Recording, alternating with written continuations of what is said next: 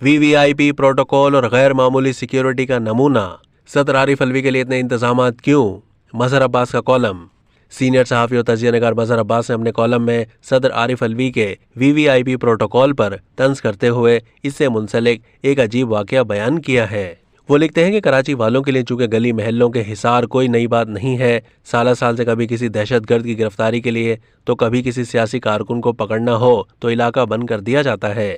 आमतौर पर यह अमल रात को होता, मगर 12 बजे दिन से डिफेंस के इस महल्ले में पुलिस की गाड़ियां आना शुरू हुई और कुछ फासले पर पुलिस वाले खड़े होना शुरू हुए तो लोगों को तशवीश होने लगी कि न जाने कौन सा दहशतगर्द कहाँ छुपा हुआ है। फिर यह तादाद बढ़ने लगी और अब आने जाने वालों के लिए वहां से निकलना या अंदर जाना मुश्किल हो रहा था। सारी नजरें एक घर पर मरकूज थीं कि इसके गिर्द घेरा तंग हो चुका था। इस सारे अमल में कोई 1 से 1.5 घंटा लग गया होगा। लो जी, अब कमांडोज भी आ गए और वो घर के अंदर भी दाखिल हो गए। फिर एक कमांडो छत पर हथियार संभाले खड़ा नजर आया।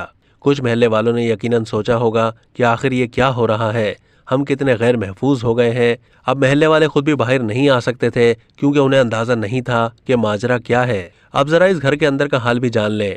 सिक्योरिटी वालों ने तफ्तीश शुरू कर दी कि कौन कहाँ बैठेगा जब तक कार्रवाई मुकम्मल ना हो जाए। फिर उन्होंने एक अदद बिस्किट को अपनी तहवील में ले लिया। हालांकि मिनी बजट के बाद बिस्किट वैसे भी महंगे हो गए हैं। जब उनसे पूछा गया कि इसका क्या कसूर है तो जवाब मिला कि इसको हम 72 घंटे तहवील में रखेंगे ताकि अगर बिस्किट के नतीजे में कोई हादसा हो जाए तो इससे तफ्तीश का आगाज करें। फिर इस पानी के भी सैंपल लिए गए जिससे चाय बनी थी। घंटा भर में घर के अंदर और बाहर की सिक्योरिटी मुकम्मल हुई तो किसी अफसर ने मोबाइल पर किसी को इत्तला दी। फिर गाड़ियों की आमद शुरू हो गई। इस सारे मंजरनामे का हाल मैंने सुना तो मुझे ना जाने क्यों अपने आरिफ अलवी याद आ गए, जो अक्सर इसी तरह इलाकों के हिसार और सिक्योरिटी पर सख्त एहतजाज करते थे। मैं सोचने लगा कि अगर वो आज कराची में होते तो अपने साथियों समेत मुजाहरे कर रहे होते, मगर ये सारे इंतजामात तो सदर पाकिस्तान आरिफ अलवी साहब के लिए किए जा रहे थे। वो बैनुल अक़वामी शोहरत याफ्ता फनकार, सदाकार, हिदायतकार जिया मोहिउद्दीन की वफात पर ताज़ियत के लिए आ रहे थे।